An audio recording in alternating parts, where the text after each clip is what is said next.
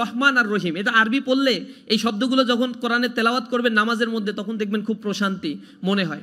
এই যে নামাজের মধ্যে আমি যখন এগুলো পড়ছি, আল্লাহ আমাকে কোশ্চেন করছে, আমি কোশ্চেনের আনসার দিচ্ছি, এমন একটা সুনিপুণ একটা বন্ধুত্ব আল্লাহ রব্বুল আলমিনের সাথে হচ্ছে। এবং নামাজের মাধ্যমে বান্দা আল্লাহর কাছে সিজদায় গিয়ে বাংলায় চান, আরবিতে চান, হিন্দিতে চান, যা ইচ্ছা চান, সমস্যা নাই। নামাজে সিজদার মধ্যেই চাইতে হবে। নামাজ সালাত বলা হয়, এটা দোয়া। নামাজের পরে আবার উপচে পড়ে দোয়া পড়ার দরকার নাই, হাত তুলে দোয়া পড়ার দরকার হয় না। রাসূল এটা করতেন না। নামাজের পরে তিনি তাসবিহ তাহলিল পড়তেন, আর যা বলার সিজদার মধ্যে গিয়ে তাসবিহ তাহলিল পড়ার পরে এরপরে যা ইচ্ছা তাই বলতেন।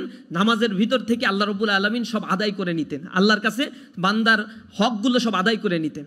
এ পর্যায়ে আজকের প্রোগ্রামের মধ্যমণি, আজকের freshers reception and career guideline প্রোগ্রামের সম্মানিত প্রধান অতিথির বক্তব্য নিয়ে আসবেন বাংলাদেশ ইসলামী ছাত্র শিবিরের কেন্দ্রীয় সেক্রেটারি জেনারেল মোহতারাম নুরুল ইসলাম সাদ্দাম ভাই। ভাইকে অনুরোধ করতেছি তার বক্তব্য পেশ করার জন্য।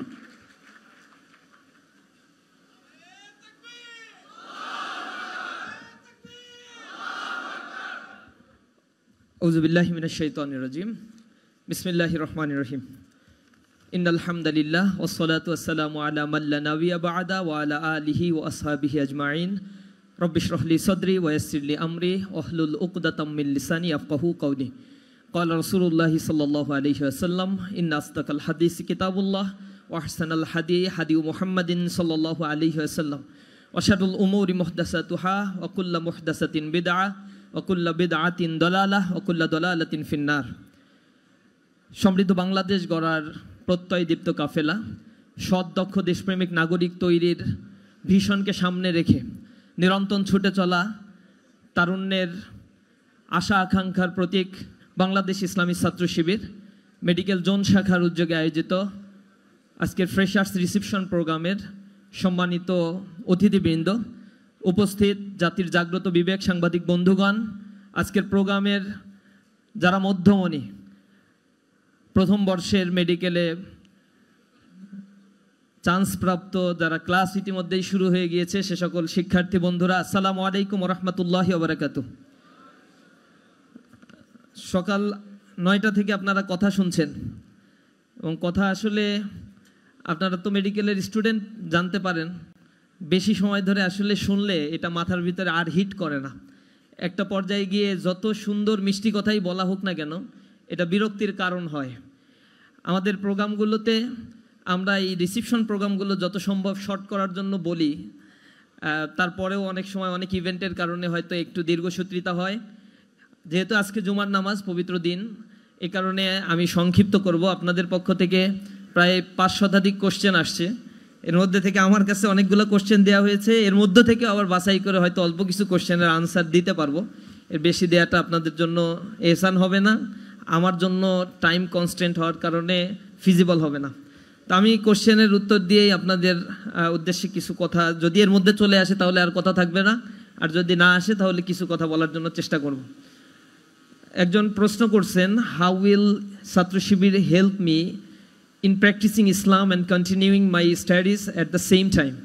ইসলামী ছাত্র শিবিরের যারা সমর্থক হয় অথবা কর্মী হয়, আমাদের একটা রুটিন মেনটেন করতে হয় এবং এই রুটিন মেনটেন করার মধ্য দিয়ে একজন মানুষকে আমরা প্রতিনিয়ত সার্ভেইলেন্সের আওতায় নিয়ে আসি। যেমন আপনি সমর্থক হওয়ার পরে আপনাকে একটা রিপোর্ট ফর্ম আমরা ধরিয়ে দেই, সেখানে 8-10টা কলাম রয়েছে, এগুলো নিয়মিত পূরণ করতে হয়।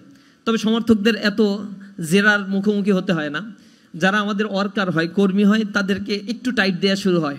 নামাজ কেউ কাজা করলে, কোরআন ঠিক মতো না পড়লে, সহি কোরআন না তেলাওয়াত করতে পারলে, এই বিষয়গুলো নিয়ে তাকে মাসিক একটা বৈঠকে জবাব নেওয়া হয় এবং তাকে সংশোধনের জন্য পরামর্শ দেওয়া হয়, সহযোগিতা করা হয়।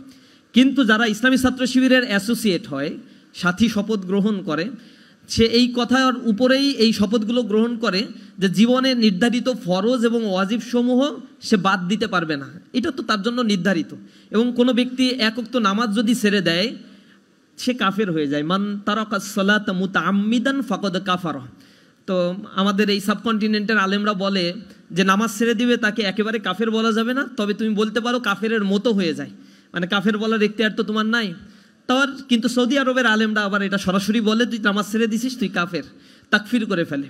তা আমরা হয়তো ওই পর্যায়ে না গিয়ে আমরা বলতে পারি যে কুফরি থেকে বাঁচার উপায় হচ্ছে একক তো নামাজও কাজা করা যাবে না, কারণ নামাজ হচ্ছে একজন অমুসলিম যখন মুসলমান হয় তার প্রবেশের পরে সর্বপ্রথম যেটা ফরজ হয়ে যায় সেটা হচ্ছে নামাজ।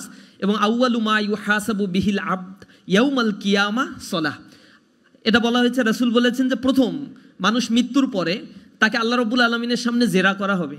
এই জেরার প্রথম পয়েন্টটা থাকবে হচ্ছে তুমি নামাজ পড়েছিলা কিনা, এবং এইটার জাস্টিফিকেশন তার কাছ থেকে নেওয়া হবে।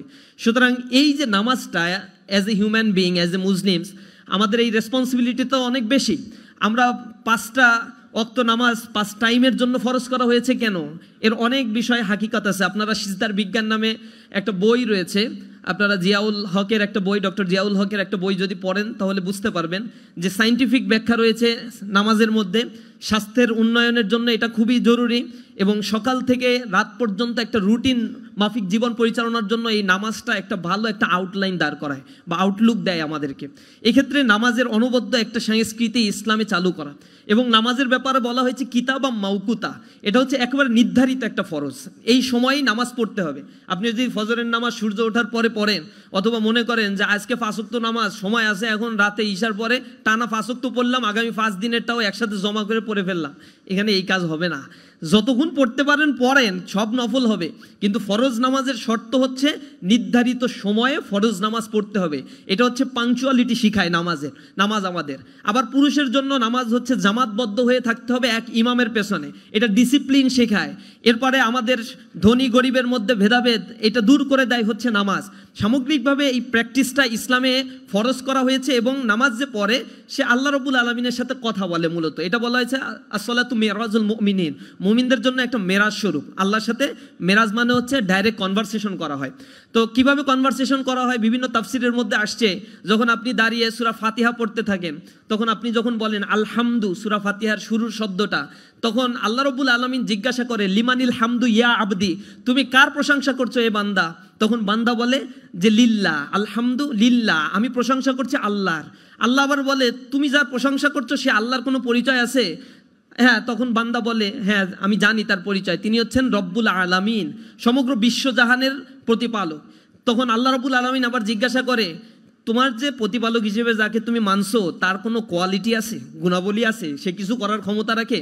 তখন বান্দা বলতে থাকে আর রহমান আর রহিম, তিনি হচ্ছেন দয়ালু দয়াময়। রহমান শব্দটা আরবি গ্রামার সম্বন্ধে যাদের ধারণা রয়েছে, মাদ্রাসা ব্যাকগ্রাউন্ড থেকে পড়েছেন, এর একটা ডেরিভেটিভ আছে, আরবি শব্দের অনেক ডেরিভেটিভ আছে, তার মধ্যে রুট যেগুলো এগুলোকে মাদ্দা বলা হয়। এই রহমান রহিমের মাদ্দা হচ্ছে রহামিম, রেহেম থেকে আসছে। কোরআনে আল্লাহ রাব্বুল আলামিন এই রেহেমের কথা বলেছেন আল্লাযী তাসাআলুনা বিহি ওয়াল আরহাম, ওই হচ্ছে তোমরা যেই রেহেমের উদাহরণ দিয়ে পরস্পরকে পরিচয় দিয়ে থাকো, যে ও আমার ভাই, ও আমার বোন, ও আমার খালা, আমার মামা। এই পরিচয় আমি কেন দেই? কারণ আমার মায়ের ওরসে গর্ভে আমি জন্মগ্রহণ করেছি, আর এই রক্ত সম্পর্কের কারণে আমি সম্পত্তির মালিকানা পাই, আমি আত্মীয়তার মালিকানা পাই, সামাজিক একটা বন্ডিংস, সোশ্যালিজমের মধ্যে সোশ্যাল একটা বন্ডিং, সোশ্যাল স্ট্রাকচারের মধ্যে আমি ঢুকে পড়তে পারি। যে এই যে পরিচয়টা আমি দেই, আল্লাহ বলছেন যে ওই জায়গায় সেটাকে যেখানে মানুষকে সংরক্ষণ করে রাখা হয়, একেবারে শুক্র রক্তবিন্দু, এরপরে সেটাকে মাংসপিণ্ড, এরপরে সেটা হাড়ে পরিণত, হাড় থেকে সেটা মানুষের আকৃতিতে গঠন করা, এই সব প্রক্রিয়াটা ঘটে হচ্ছে মানুষের, সেটাকে রেহেম বলে আখ্যায়িত করা হয়, সংরক্ষিত একটা জায়গা। এই জায়গার কথা আল্লাহ রাব্বুল আলামিন উল্লেখ করেছেন, এবং সেটাকে রেহেম বলা হয়, রহামিম, রেহেম। এই রেহেম হচ্ছে মূল ধাতু, তা থেকে আসছে রহমান আর রহিম। এখন পেটের মধ্যে যখন সন্তান থাকে মায়ের, তার খাদ্য কি থাকে? সন্তানের খাদ্য হচ্ছে নাভির মাধ্যমে রক্ত প্রবাহিত হয়, তার খাদ্য সার্কুলেটেড হয়, এইভাবেই খাদ্য হয়ে তারপরে সন্তানের চোখ হয়, মাথা তৈরি হয়, এরপরে হচ্ছে তার আরও সব বডির স্ট্রাকচারগুলো তৈরি হচ্ছে। তো ওইখানে আসলে এই জন্য মা আবেদন করে কিনা আল্লাহ রাব্বুল আলামিনের কাছে যে আমার সন্তানের 2টা চোখ দিও, নাক দিও একটা, নাকের 2টা ছিদ্র দিও আল্লাহ, দয়া করে কান একটা 2টা দিও, একটা দিও, মানে একটা রেখে তাকে বাদ দিও না। এরকম আবেদন করার দরকার হয় না, কিডনি 2টা দিয়ে দেয় এজন্য আবেদন করতে হয় না, এমনি এমনি এই গঠনটা হয়।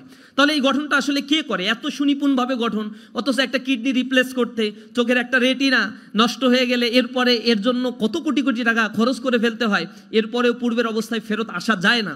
তা আল্লাহ রাব্বুল আলামিন একেবারেই আল্লাযী খলাকাকা ফাসাওয়াকা ফাআদালাক, যিনি মানুষকে সৃষ্টি করেছেন, সুষমা মণ্ডিত করেছেন, ফাআদালাক, তার প্রতি আল্লাহ রাব্বুল আলামিন ন্যায় বিচার করেছেন। অর্থাৎ মানুষকে যে আকৃতিতে ফি আইয়ি সূরাতিম মাশা আর রক্কাবা, তিনি যেভাবে চেয়েছেন সেভাবেই তৈরি করেছেন। এজন্য কারো দরখাস্তের ধার আল্লাহর ধারার প্রয়োজন হয় না। এখন ওই মায়ের গর্ভের মধ্যে যখন সন্তান লালন পালন হয়, এটার জন্য মায়ের কৃতিত্ব আর কতটুকু রয়েছে। সে তো রাতের বেলায় যখন ঘুমায়, আপনারা ঘুমাতে গেলে একটা দোয়া পড়েন না? দোয়াটা কি? আল্লাহুম্মা বিইসমিকা আমুতু ওয়া আহিয়া, আল্লাহ তোমার নামে আমি মৃত্যুবরণ করতে যাচ্ছি, আমাকে তুমি আবার বাঁচিয়ে দিও। আমুতু মরতে যাচ্ছি, আহিয়া মানে বাঁচায় দিও। এইটা বলেই আমরা কিন্তু ঘুমাতে যাই। এটা হচ্ছে খণ্ডকালীন একটা মৃত্যু। এই যে মৃত্যুবরণ করতে যায়, তখন মায়ের গর্ভের মধ্যে যে সন্তান থাকে, মা উপুর হয়ে শুয়ে থাকলে তো সন্তান মরে যাওয়ার কথা, ঠাসা লেগে মরে যাওয়ার কথা, কিন্তু এরকম তো কোনো সন্তান মারা যায় না। তাহলে তার রক্ষণাবেক্ষণের জন্য আল্লাহ রাব্বুল আলামিন ফেরেশতা নাজিল করেন। হাদিসের মধ্যে আসছে 70-এর অধিক ফেরেশতা আল্লাহ রাব্বুল আলামিন দিয়ে তাকে রক্ষণাবেক্ষণ করে থাকেন। তো ওই গর্ভের মধ্যে তার খাদ্য, তার রক্ষণাবেক্ষণের দায়িত্ব যে আল্লাহ রাব্বুল আলামিন যেভাবে গ্রহণ করে, কোনো ব্যক্তি আল্লাহ রাব্বুল আলামিনকে যদি রব হিসেবে গ্রহণ করে নেয়, তাকে যদি রহমান রহিম হিসেবে গ্রহণ করে নেয়, আল্লাহ দুনিয়াতেও তাকে ওইভাবে রিজিকের ব্যবস্থা করেন যেমনি মায়ের পেটের মধ্যে ওই সন্তানকে আল্লাহ রাব্বুল আলামিন নিরাপত্তা এবং রিজিক দান করে থাকে। এই জন্য রবের পরিচয় হচ্ছে রহমান আর রহিম। এটা আরবি পড়লে এই শব্দগুলো যখন কোরআনে তেলাওয়াত করবেন নামাজের মধ্যে, তখন দেখবেন খুব প্রশান্তি মনে হয়। এই যে নামাজের মধ্যে আমি যখন এগুলো পড়ছি, আল্লাহ আমাকে কোশ্চেন করছে, আমি কোশ্চেনের আনসার দিচ্ছি, এমন একটা সুনিপুণ একটা বন্ধুত্ব আল্লাহ রাব্বুল আলামিনের সাথে হচ্ছে। এবং নামাজের মাধ্যমে বান্দা আল্লাহর কাছে সিজদায় গিয়ে বাংলায় চান, আরবিতে চান, হিন্দিতে চান, যা ইচ্ছা চান, সমস্যা নাই। নামাজে সিজদার মধ্যেই চাইতে হবে। নামাজ সালাত বলা হয়, এটা দোয়া। নামাজের পরে আবার উপচে পড়ে দোয়া পড়ার দরকার নাই, হাত তুলে দোয়া পড়ার দরকার হয় না। রাসূল এটা করতেন না। নামাজের পরে তিনি তাসবিহ তাহলিল পড়তেন, আর যা বলার সিজদার মধ্যে গিয়ে তাসবিহ তাহলিল পড়ার পরে এরপরে যা ইচ্ছা তাই বলতেন। নামাজের ভিতর থেকে আল্লাহ রাব্বুল আলামিন সব আদায় করে নিতেন, আল্লাহর কাছে বান্দার হকগুলো সব আদায় করে নিতেন। এগুলো আমরা আসলে বুঝি না, নামাজের শব্দের অর্থ পার্টিকেলগুলো আমরা জানি না, এগুলো বুঝতে পারি না। তো ইসলামী ছাত্র শিবির কি করে? এই নামাজের প্রতি লায়াবল করে তোলে একজন স্টুডেন্টকে এবং বলে যে তোমার আত্মার প্রশান্তির জন্য এটা প্রয়োজন। আমি বিভিন্ন দেশে গিয়েছি, চায়নায় গিয়ে আমি দেখেছি সেখানে বিলিয়ন বিলিয়ন ডলারের মেডিটেশন সেন্টার আছে। মানুষের অনেক টাকা আছে, চোখ ধাঁধালো ডেভেলপমেন্ট আছে, কিন্তু মানুষ সুইসাইড করে, পৃথিবীতে বাঁচতে চায় না। জার্মানিতে সুইসাইড করার জন্য সুইসাইড স্কোয়াড আছে আলাদা, এখানে গিয়ে তারা ইচ্ছা মতো সুইসাইড করতে পারে, মৃত্যুকে আলিঙ্গন করে নেয়। চোখ ধাঁধানো ইউরোপের জৌলুসতা তাদের ভালো লাগছে না। এর মূল কারণটা হচ্ছে আসলে তাদের আত্মার যে খোরাকটা, খাদ্যটা, এটা থেকে তারা বঞ্চিত হয়ে বস্তুবাদী একটা সংস্কৃতি তাদেরকে জৈবিক চাহিদা পূরণের জন্য কিছু উপাদান দেয়, কিন্তু আত্মার পরিশুদ্ধতা এবং প্রশান্তি তাদেরকে দান করতে পারে না, যার ফলে তারা পৃথিবীতে আর সাস্টেইন করতে চায় না, বেঁচে থাকতে চায় না। এজন্য ইসলামী ছাত্র শিবির এই জিনিসটাকে এমফাসাইজ দেয়। এটা দেওয়ার কারণে ইসলামী ছাত্র শিবিরের কাউকে কোয়ান্টাম মেথডে গিয়া মেডিটেশন নিতে হয় না। জীবনের শেষ মুহূর্ত পর্যন্ত ইবাদত করে সে আত্মার প্রশান্তি খুঁজে নেয় এবং আল্লাহ রাব্বুল আলামিনের ডাকে সাড়া দেওয়ার জন্য সবসময় প্রস্তুতি নেয়। তো স্টুডেন্টদেরকে আমরা এভাবে মোরালি কনস্ট্রাকশন করার চেষ্টা করি। তাদেরকে একেবারে আমাদের রুটিন ওয়াইজ এই কাজগুলো করতে হয়। রুটিনে অভ্যস্ত হয়ে যখন আমরা যাই, তখন আমাদের ভিতরে এমনি এমনি এই জিনিসগুলো পালন করতে খুবই ভালো লাগে। অনেকের মনে হয় এটা একটা রেস্ট্রিক্টেড একটা জীবন, এরকম হয় নাকি কোনো দিন এইভাবে জীবন চলে? কিন্তু রুশও বলেছেন, man is born free but everywhere has chain. মানুষ তো স্বাধীনভাবে জন্মগ্রহণ করে, চেইন মেনটেন না করলে সে আসলে থাকতে পারবে না। আপনি উশৃঙ্খল জীবনযাপন করেন, জীবনে অনেক কিছু হারাবেন। একটা পর্যায়ে আলসার হবে, এরপর গ্যাস্ট্রিকের রোগ হবে, পেট পচা যত রোগ হয় মানুষের, কিডনি নষ্ট হয়ে যায়, এরপরে আবার ডায়াবেটিস হয়ে যায়, তখন আবার রুটিন মানে, তখন বাধ্য হয় রুটিন মানতে। এর আগ পর্যন্ত উশৃঙ্খল জীবন, আর লাইফে এনজয় না করলে আর কি হয়?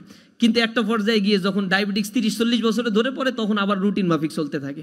এই হচ্ছে আমাদের মানে স্বাধীনতা, এটা হচ্ছে আমার নিজস্ব জীবনের স্বাধীনতা ভোগ করার কুফল। সুতরাং জীবনে ডিসিপ্লিন মেনটেন করলে এটাই আপনি রুটিন হিসেবে মেনটেন করতে পারবেন। তো ইসলামী ছাত্র শিবির এই রুটিনের মধ্যে একটা বড় কাজ যেটাকে আমরা আইডেন্টিফাই করি, সেটা হচ্ছে এডুকেশনকে। এবং স্টাডি কতক্ষণ একটা স্কুলের ছাত্র করবে, ইন্টারমিডিয়েটের একটা ছাত্র করবে এবং অনার্সের স্টুডেন্ট করবে, এই জিনিসগুলো যখন কম হয়, তখন মাসের শুরুতে 1 তারিখে একটা বৈঠক হয় আমাদের। ওই বৈঠকে সবাই মিলে ধরে যে লেখাপড়া করো নাই, রেজাল্ট খারাপ হয়েছে, দায়িত্বশীলরা বলে রেজাল্ট ইমপ্রুভ করতে হবে। এভাবে আমরা একটা কম্বিনেশন করার চেষ্টা করি, মোরালি তাকে তৈরি করি এবং তাকে স্কিলড হয়ে তৈরি হওয়ার জন্য নানা ধরনের ট্রেনিং ইসলামী ছাত্র শিবির দিয়ে থাকে। আর একজন প্রশ্ন করেছেন, why female people can't join this community as like men. এটা তো ইসলামী ছাত্র শিবির শুধুমাত্র স্টুডেন্টদের নিয়ে কাজ করে, শিক্ষার্থীদের নিয়ে কাজ করে। এখানে মেল ফিমেল বোথ পার্টিসিপেট করতে পারে। যেমন আজকের প্রোগ্রামে আপনাদেরকে ইনভাইট করেছি।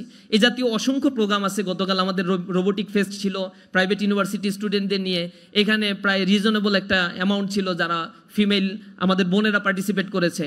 আমাদের লিডারশিপের ক্ষেত্রে আমরা শুধুমাত্র বাংলাদেশের কনটেক্সটে আমাদের ছাত্রদেরকে আমরা নিয়ে লিডারশিপ গ্রো আপ করি, এবং আমরা এটা বিশ্বাস করি বাংলাদেশের কনটেক্সটে ফিমেলদের আলাদা প্ল্যাটফর্ম থাকা উচিত, এবং সেটা আছে। সেই প্ল্যাটফর্মে নিজেরা লিডার হবে, নিজেরা সোসাইটি রিকনস্ট্রাকশনের জন্য কন্ট্রিবিউশন করবে, এবং নিজেদের এরিনায় তারা কাজ করতে স্বাচ্ছন্দ্যবোধ করবে বা করবে, এইটাই আমরা বিশ্বাস করি। এবং এরকম প্ল্যাটফর্মে আপনারা যুক্ত হবেন, অনেক প্ল্যাটফর্মগুলো রয়েছে। একজন প্রশ্ন করছেন, হয় Chhatra Shibir is called vein cutting organisation? This is absolutely a propaganda. You know that এই কোশ্চেন আমাদেরকে এইখানেও করা হয়, আবার কোথায় করে, এখানে স্টুডেন্টরা বলে রাজশাহী করে। রাজশাহী কিন্তু একই কোশ্চেন আমাকে করে। আবার রাজশাহী যাওয়ার পরে বলে চিটাগাং করে। চিটাগাংয়ে গতদিন গিয়েছিলাম, একই কোশ্চেন করে। কোথায় যে আসলে কাটে তার কোনো প্রমাণ কেউ দিতে পারে না। 2013 সালে প্রথম আলো পত্রিকা, এটা তো দিল্লির একেবারেই তাবেদারি একটা পত্রিকা, এই প্রথম আলো পত্রিকায় 2013 সালে ইসলামী ছাত্র শিবির রক কাটে এই মর্মে কিছু নিউজ করা হয়েছিল। কারা কেটেছে তাদের নাম আইডেন্টিফাই করেনি। তৎকালীন সময় যে ফ্যাসিস্ট আওয়ামী লীগ ছিল তারা কি ইসলামী ছাত্র শিবিরের সাথে মানে খুব মহরম দহরম ছিল নাকি? এরকম তো ছিল না। আমাদের তো টোটাল গুম কমিশনের রিপোর্ট অনুযায়ী যাদেরকে গুম করা হয়েছিল তাদের মধ্যে সেকেন্ড পজিশনে আছে। প্রথম পজিশন হচ্ছে বাংলাদেশ জাতীয়তাবাদী দল, তাদের মধ্যে ছাত্র দল, তাঁতি দল, কৃষক দল, শ্রমিক দল সব মিলে টিলে 35%। আর সেকেন্ড একটা দল ছাত্র সংগঠন, আর কোনো ছাত্র সংগঠন কিন্তু সেখানে স্থান পায়নি। সেকেন্ড স্থান পেয়েছে ইসলামী ছাত্র শিবির, যাদের গুমের পরিমাণ 31%। একক ছাত্র সংগঠন হিসেবে সেকেন্ড পজিশনে রয়েছে ইসলামী ছাত্র শিবির। এরপরে আছে জামাত ইসলামী 25%, এরপরে ধারাবাহিকভাবে আরও অর্গানাইজেশন আছে। কিন্তু ছাত্র সংগঠন হিসেবে এককভাবে ইসলামী ছাত্র শিবিরকে দমিত করার জন্য রাষ্ট্রযন্ত্র, বিদেশি প্রোপাগান্ডা মেশিন সব কিছু অ্যাকোমোডেট করে উঠে পড়ে লেগেছিল ইসলামী ছাত্র শিবিরের উপর। এরপরে তো আমাদের অনেক ভাইকে তারা হত্যা করেছে, বিদেশে আমাদেরকে মানে পাঠিয়ে দিয়েছে, দেশে লেখাপড়া শেষ করতে পারে নাই। এখন আমাদের সাথে কি এত খাতির ছিল যে একটা রক কাটার অভিযোগে একজনকেও গ্রেপ্তার করতে পারলো না, একজনকেও ফাঁসি দিল না, একজনকেও ধরে একটা এলিগেশনে তাদেরকে যাবজ্জীবন সাজা দিল না? এত খাতির তো তাদের সাথে আমাদের ছিল না।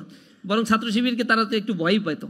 এই জুলাই আন্দোলনে প্রথমে বলছে যে এই কাজগুলো করছে হচ্ছে জামাত, শিবির, বিএমপি। এরপরে একটা পর্যায়ে 15 তারিখে এসে বলছে এটা করতেছে জামাত শিবির। এরপরে গিয়ে 2 তারিখের পরে বলছে শিবিরই করতেছে। এত কনফিডেন্ট জমে গেছে, এটা শিবির ছাড়া আর কেউ করতে পারে না। এবং শেখ হাসিনা কনফিডেন্টলি এই কথাগুলো বলছে, কারণ ডিজিএফআই রিপোর্ট ছিল তার কাছে। তো আমাদের উপরে একেবারেই অনেক নির্যাতন জুলুম চালিয়েছে, কিন্তু এই প্রমাণটা তারা করতে পারে নাই। এই প্রোপাগান্ডাটা কেন চালায়, কেন অন্য কিছু করে না? এবং বিএমপি আসার পরে দেখবেন বিএমপি এখন এটা একটা ওই রক কাটাটা বাদ দিয়া তারা এটা দেখছে যে এটা চলে না, তখন বলছে গুপ্ত। আর গুপ্ত বলে এখন দেখে বিভিন্ন ইউনিভার্সিটিতে ইসলামী ছাত্র শিবির জিতে গেছে, তখন আবার এটাও বন্ধ করে দিচ্ছে যে না, কাজ তো হয় না। প্রোপাগান্ডা এখন আর চলবে না। বাংলাদেশে সঠিক রাস্তার পরিশীলিত সৃজনশীল পলিটিক্স যদি করতে পারেন তাহলে সাস্টেইন করবেন, আদারওয়াইজ আপনি স্টুডেন্টদের থেকে বঞ্চিত হয়ে যাবেন, আপনাকে আদারিং করে ফেলবে স্টুডেন্টরাই। আমাদেরকে এগুলো করতে হয় না। রাসূল করিম সাল্লাল্লাহু আলাইহি সাল্লামের উপরে এই প্রোপাগান্ডাগুলো চালানো হয়েছিল। এই প্রোপাগান্ডা ইসলামী ছাত্র শিবিরের ব্যাপারে তো বলতে পারে না যে ওরা হচ্ছে দর্শন করে, কারণ 5 আগস্টের পর থেকে দর্শনের রিপোর্ট আমার কাছে যা আছে 72টা কেস যেটা ছাত্র দলের মাধ্যমে সংগঠিত হয়েছে। তাদের আভ্যন্তরীণ কোন্দলের মাধ্যমে 185 জন ইতিমধ্যেই শহীদ হয়েছে কিনা আল্লাহ জানে, মারা গেছে। অনেকের জন্য তারা মায়া কান্না করেছে, অনেকের জন্য করে নাই। 2-1 জনের জন্য রাজনীতি করার জন্যই করছে, কিন্তু অন্যরা মারা গেলে এগুলো করে নাই তারা। এ হচ্ছে তাদের অ্যাটিটিউড। এখন শয়তানেও তো বিশ্বাস করবে না যে ছাত্র শিবির দর্শন করে, ছিনতাই করে, চাঁদাবাজি করে। এখন এইগুলো বলে যেহেতু টিকতে পারবে না, এ কারণে এমন একটা অস্পৃশ্য জিনিস নিয়ে আসছে যে রক কাটে। এবার কোথায় কাটে এগুলো খুঁজে বের করো, এবার যা পারো করো। তো রাসূলের প্রতিও এরকম ব্লেম দেওয়া হয়েছিল, এবং রাসূলকে বলা হয়েছে ও গণক, জাদুকর, কবিয়াল। এবং রাসূল তো হতবিহ্বল হয়ে পড়তো, কান্নাকাটি করতো। আল্লাহ রাব্বুল আলামিন বলতেন তোমার জবাব দেওয়ার দরকার নেই, আমি জবাব দিচ্ছি। এবং এটা কোরআন শরীফে 1500 বছর ধরে রেকর্ডেড হয়ে আছে। আল্লাহ রসুলকে বলছেন ওমা আল্লামনাহু শি'রা ওমা ইয়ামবাগি লাহ। কবিতা বানায় বলা আল্লাহ রাসূলের কাজ না, কবির কাজ তোমরা তোমাদের মতো করে করতে পারো, রাসূলকে এই জন্য আমি পাঠাই নাই। এরপরে ওমা সাহিবুকুম বিমাজনুন, আল্লাহ রাব্বুল আলামিন বলছেন তোমাদের সাথী মাজনুন না। সে পাগল না। তোমরা যে গণক বলো, জাদুঘর বলো, পাগল বলো, কে পাগল অতি শীঘ্রই তোমরা জানতে পারবা। এরকম কোরআন শরীফের মধ্যে আল্লাহ রব্বুল আলামিন কাউন্টার অ্যাটাক দিচ্ছেন কাফেরদেরকে, আর আল্লাহ রসুল চুপচাপ থাকতেন। তা আমরা প্রোপাগান্ডার জবাব প্রোপাগান্ডা দিয়ে না দিয়ে আমরা মনে করি আমাদের কাজগুলো করার মধ্য দিয়ে আমরা মানুষদের কাছে যাই, মানুষেরা স্টুডেন্টরা আমাদেরকে অ্যাকসেপ্ট করবে অথবা রিজেক্ট করবে, দে ক্যান ডিসাইড। এখন সবার কাছে সোশ্যাল মিডিয়া রয়েছে, সবাই ওয়েল নোন, সবাই সব কিছু জানে। এরপরে একজন কোশ্চেন করছেন, is there any plan of BICS to participate national election of Bangladesh? Islami Chhatra শিবির তো স্টুডেন্ট অর্গানাইজেশন, আমাদের অর্গানাইজেশনের স্ট্রাকচার এবং কাজের লক্ষ্য উদ্দেশ্য যা, এর বাইরে ইসলামী ছাত্র শিবির কখনোই কোনো কিছু করে না। আমাদের অর্গানাইজেশনের মূল লক্ষ্যটা হচ্ছে স্টুডেন্টদেরকে নিয়ে, স্টুডেন্টদের মাধ্যমে পরিচালিত। পলিটিক্যাল অ্যাফিলিয়েশন আছে কনসাসনেসমূলক, অর্থাৎ স্টুডেন্টদেরকে পলিটিক্যালি কনসাস করে তুলি। আমাদের হাজার হাজার কাজের মধ্যে পলিটিক্যাল এঙ্গেজমেন্ট, মিছিল, মিটিং, এগুলো খুবই ক্ষুদ্র কিছু কাজ। গতকাল আমরা নৈরাজ্য সৃষ্টি করেছে আওয়ামী লীগ, তার এগেনস্টে একটা মিছিল করেছিলাম। মিছিলটা করার পরেও আমার এই মিছিল করার পরে 4টা প্রোগ্রাম করতে হয়েছে। এরপরে সন্ধ্যার সময় গিয়ে বিকাল থেকে সারাদিন আবার চলছে রোবোটিক ফেস্ট, কেন্দ্রীয় সভাপতি সেইখানে। মানে আমাদের মিছিল করি একটা, সারা দেশে এরপরে কিন্তু শত শত প্রোগ্রাম চলছে। আমাদের যদি প্রোগ্রামের পার্সেন্টেজ হিসাব করেন তাহলে 100%-এর মধ্যে 10% হয়তো পলিটিক্যাল এঙ্গেজমেন্ট আমাদের আছে। 90% আমরা কাজ করি আমাদের সেলফ ইমপ্রুভমেন্টের জন্য, আমাদের একাডেমিক ইমপ্রুভমেন্টের জন্য। সুতরাং পলিটিক্যাল অ্যাফিলিয়েশনটা আমাদের নাই, কিন্তু পলিটিক্যাল কনসাসনেস এবং যে কোনো ধরনের ক্রাইসিসে আমরা রাস্তায় দাঁড়িয়ে প্রতিবাদ করি আমাদের স্টুডেন্টদের নিয়ে। সেই ক্ষেত্রে ইলেকশন কেউ করতে চাইলে ইসলামী ছাত্র শিবির থেকে বিদায় নেওয়ার পরে সে ইলেকশন করবে। এবং হোপফুলি বাংলাদেশে এবার সাবেক ছাত্র শিবিরের যারা দায়িত্বশীল ছিল, কেন্দ্রীয় পর্যায়ের লিডার ছিল, তার মধ্যে 280 জন এবার ইসলামী ছাত্র শিবির সাবেক যারা ইমিডিয়েট বিদায় নিয়েছে বা নিকট অতীতে বিদায় নিয়েছে, তাদের মধ্যে এবার ইলেকশন করবেন, সেই সুযোগটা আছে এবং ভাইয়েরা এটা করছেন। একজন কোশ্চেন করছেন, আপনারা কি সর্বজনীন সংস্থা মুসলিমদের জন্য, ধরুন আপনারা যে কোরআন শিক্ষা সেশন করেন কর্মীদের জন্য, সেটা একজন সমর্থক কি করতে পারবে না? কর্মী হওয়া জরুরি কেন? নিজ আগ্রহ থেকে যারা শিখতে চায় তারা কর্মী না হয়েও কি ইসলাম চর্চা করতে পারে না আপনাদের সাথে? এই সুযোগটা করলে সুবিধা হতো। অনেকটা ট্যাগিংয়ের ভয়ে সংগঠনে যুক্ত হয় না, তবে ইসলামকে জানতে শিখতে চাই তাদের জন্য সুযোগ তৈরি করা গেলে ভালো হতো। আমাদের প্রোগ্রামগুলো এগুলো ওয়ার্কারদের জন্য লিমিটেড কিছু প্রোগ্রাম আছে, অ্যাসোসিয়েটদের জন্য নির্ধারিত প্রোগ্রাম আছে। এর বাইরে সকল প্রোগ্রামগুলো উন্মুক্ত। সব্বেদারি প্রোগ্রাম যেটা আমরা নৈশ ইবাদত করি, কিয়ামুল লাইল করি, এগুলো সবাই পার্টিসিপেট করতে পারে। দারসুল কোরআন করি, সবাই পার্টিসিপেট করতে পারে। এবং আমাদের আরও যে সমর্থকদের নিয়ে সাধারণ সভা, স্টাডি সার্কেল, আরও অনেক অনেক প্রোগ্রাম রয়েছে, এগুলোতে সকলেই আসলে পার্টিসিপেট করতে পারে। তো আপনিও পার্টিসিপেট করবেন, এতে কর্মী হওয়া জরুরিয়াত না। আমরা সকলের জন্য এই জাতীয় তারবিয়াত প্রোগ্রামগুলো উন্মুক্ত রাখি। ইসলামী ছাত্র শিবির করলে BCS ক্যাডারে চাকরি পাওয়া যায় কি না বা চাকরি ভেরিফিকেশন বাদ দিয়ে দেওয়া হয় কি না? আওয়ামী লীগের আমলে তো এটা বাদ দিত, আমিও আই এম অলসো সাফারার, কিন্তু এখন আর এই প্রবলেমটা নাই।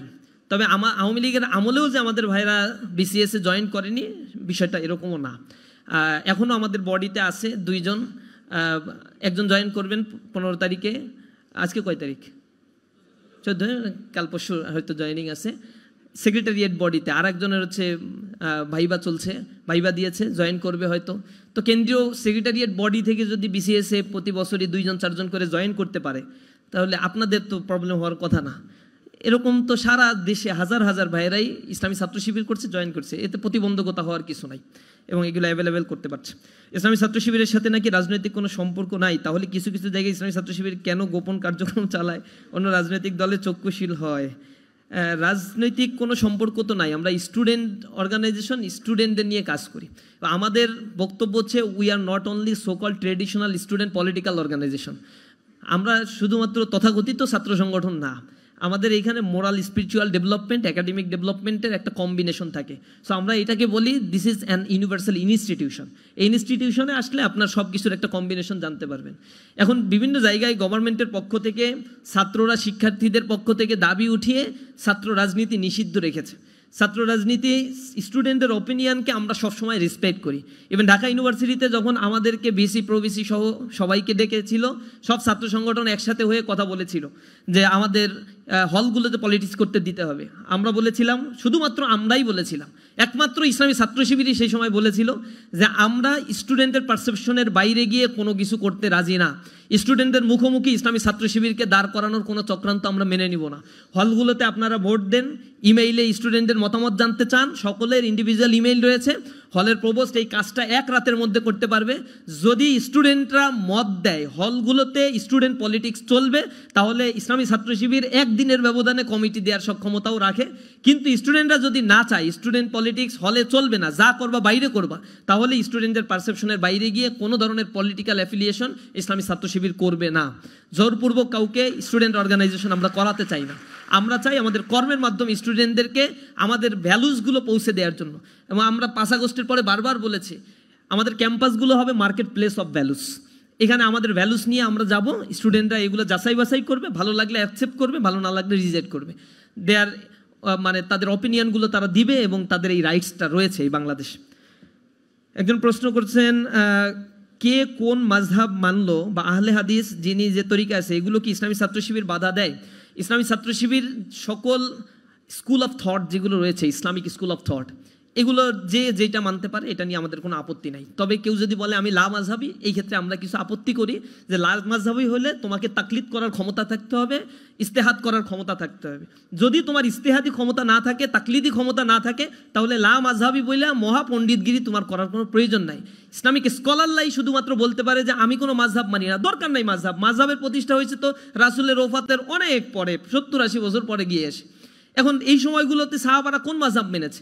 হানাফি মাযহাব, হাম্বলি, মালিকি, শাফি, এই স্কুল অফ থট তো অনেক পরে আবিষ্কার হয়েছে বা তৈরি হয়েছে। এবং এই স্কুল অফ থট যারা তৈরি করেছেন, ইমাম আবু হানিফা লক্ষ লক্ষ হাদিস তিনি জানতেন, তবে অনেক হাদিস যে তিনি জানতেন না এটাও সঠিক।